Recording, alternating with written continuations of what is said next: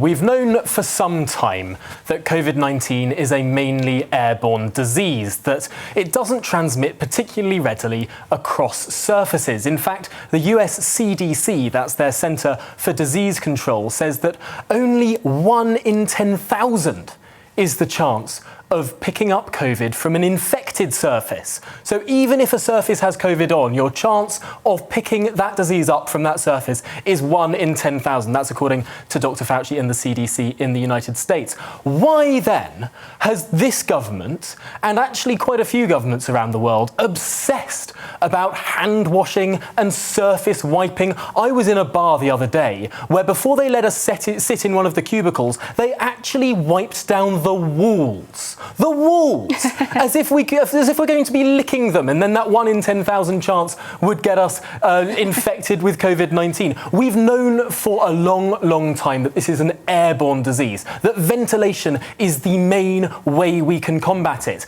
And yet, the very first thing in the government's much repeated slogan is hands. Hands, face, space. I wonder if we were to ask the people of this country what they think the most important way to combat COVID-19 is, I think they'd probably start to say washing hands, when actually the order of that list is totally the wrong way around. It should be space, face, hands, or maybe throw the hands out altogether and start saying windows. Opening a window will be, number one, far cheaper, and number two, far more effective in combating COVID-19 than spending millions of pounds disinfecting the walls and the tables and the hands of everything that passes inside an enclosed space. This guidance has been so rotten for the last year and a half, and people have been so misled. And I was interested, actually on Monday, to read an article in The Guardian, not a newspaper that you'd think would be attacking sort of pettifogging measures, regulations on our lives,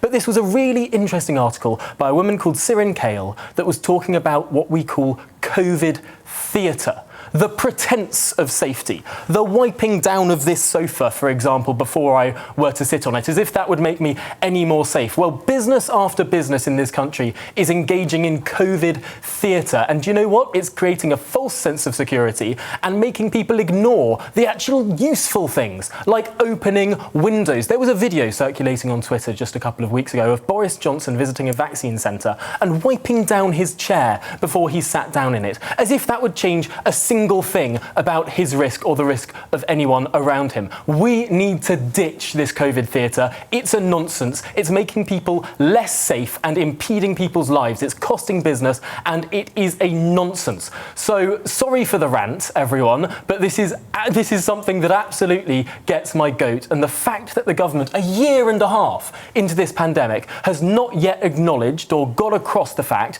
sufficiently that this is an airborne disease and not something we're likely to catch from surfaces is just deeply wrong.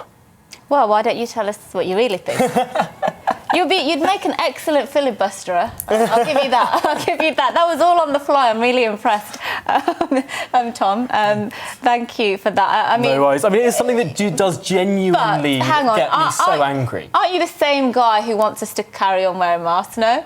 Well, I think I would wear a mask because that's something that actually combats an airborne disease. Washing your hands does next to nothing to combat an airborne disease. Is it not? Is it not another step? Is it just not another way to... Everything's incremental, isn't it? No, I think that there's a totally different way that we can look at this virus. Number one, look at the ways in which it actually transmits. So that's people breathing on each other, aerosols, droplets in the air. And number two, surfaces. So surfaces aren't a big element of transmission, and yet they're what we mostly spend most money on trying to combat. It's totally the wrong way around. But we've got Becca Hudson in the studio now, yes, who's going to tell us what the public think, and I'm going to shut my trap for a little bit, and we're going to find out what the most important people, the GB News viewers, have to say on everything we've been talking about today. Well, the phrase COVID theatre is quite beautiful, isn't it? It kind of captures what we've been talking about all morning. You know, this kind of wearing masks. Is it a kind of a performative gesture of sort of being civic-minded? Is it a kind of medical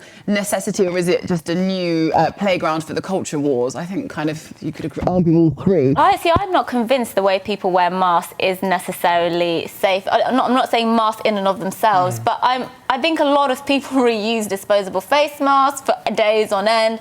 It's constantly touching. I mean, I just don't think the way they're used is necessarily Do you know what's really safe. interesting, and it plays into this whole COVID theatre thing?